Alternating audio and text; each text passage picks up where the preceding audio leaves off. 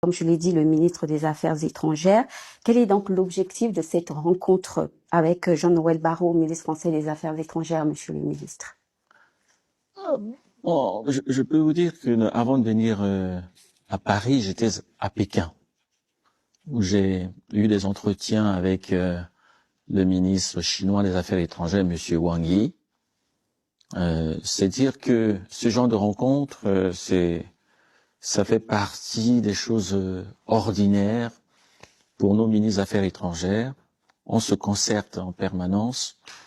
Et cet après-midi, après qu'il ait fini avec Marco Rubio, le ministre, le secrétaire d'État américain, enfin l'équivalent du ministre des Affaires étrangères, m'a fait l'honneur de me recevoir, parce que le Congo développe depuis de longues années une excellente relation avec Paris. Brazzaville a une excellente relation avec Paris, tout le monde le sait. Une relation économique, une relation politique, une relation intellectuelle, Oui. une relation culturelle. Vraiment, c'est dans tous les domaines une excellente relation. Comme dans toute relation, il peut y avoir parfois quelques petits nuages. Et le rôle précisément des diplomates, c'est de dissiper, de ne pas laisser s'accumuler les nuages, de les dissiper lorsqu'ils commencent à s'amonceler. Et voilà, donc il y a eu des mots, il y a eu des paroles, parfois un tout petit peu déplacées. À propos de quoi, monsieur le ministre? Vous avez appris que la justice française avait lancé un mandat d'amener contre une personnalité de chez nous, la première dame, pour ne pas la citer. Et c'est quelque chose de inhabituel, de totalement inhabituel, de totalement inacceptable. Nous respectons l'indépendance de la justice, mais en même temps, nous tenions à rappeler que par-dessus tout, il y a les conventions de Vienne qui régissent les relations diplomatiques depuis l'époque de Talleyrand, l'époque au 19e siècle déjà. Il y a ces conventions qui sont pour les diplomates une sorte de bible en vérité, qui protège les personnalités, l'immunité, etc. Donc nous tenions quand même à rappeler ces principes universels qui dérivent des conventions de Vienne. Et le sentiment que j'ai eu au cours de cet entretien, c'est que le ministre français des Affaires étrangères a les mêmes vues que nous, partage les mêmes vues que nous. C'est-à-dire? Il est attaché lui aussi aux conventions de Vienne qui régissent les relations diplomatiques et consulaires entre les États. Donc, de ce point de vue, l'entretien s'est bien déroulé. Tout était, nous étions sur le même diapason. Sur le même diapason, est-ce qu'on pourrait dire que ce serait à cause de cela que la rencontre avec le président français a été reportée? Non. La rencontre avait été repoussée puisqu'elle va se tenir à la fin du mois de mai pour des raisons de calendrier. Oui. Véritablement pour des raisons de calendrier.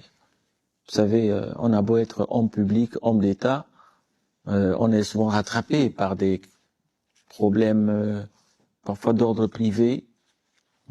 Voilà, donc ça a été le cas. Voilà. Et donc, si je comprends bien, vous êtes ici aussi pour préparer l'arrivée du président Denis Sassou Nguesso. Exactement, le président Sassou effectuera une visite officielle ici en France, vraisemblablement à la fin du mois de mai. Vraisemblablement à la fin du mois de mai. D'accord. Oui. Parce qu'il y a toujours ce problème des calendriers, des agendas des chefs d'État qui sont très compliqués, parce que il devait venir maintenant, mais il se trouve que le président Macron sera du côté de Madagascar et de l'océan Indien. Oui. Oui, donc ce sera probablement à la fin du mois de mai, parce que nous-mêmes avons un agenda très compliqué, le président de la République. Voilà.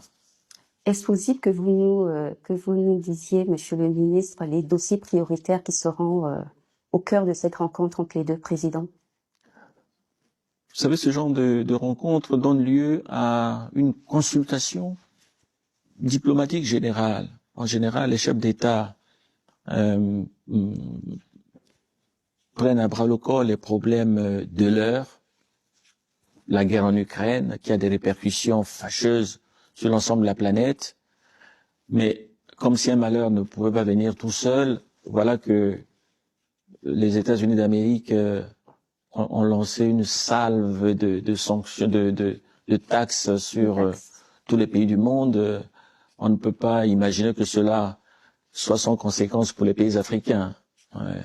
Et donc, ces questions seront également examinées, les questions économiques, les questions de relations internationales et des questions judiciaires. Des questions judiciaires. Les questions judiciaires. Nous avons, en 1974, cela fait bien longtemps, signé une convention de coopération judiciaire avec la France.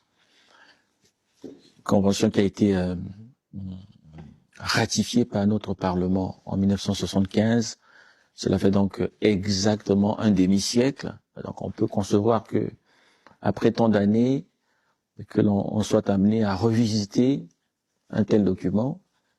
Ne serait-ce que à l'époque, le pays qui est le nôtre s'appelait République populaire du Congo, ce qui n'est plus le cas aujourd'hui.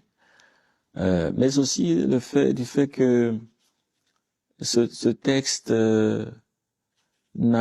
semble pas accorder vraiment l'importance à la règle de ce que les juristes appellent l'autorité de la chose jugée. C'est-à-dire quand un jugement a été rendu par une juridiction compétente et qualifiée, on doit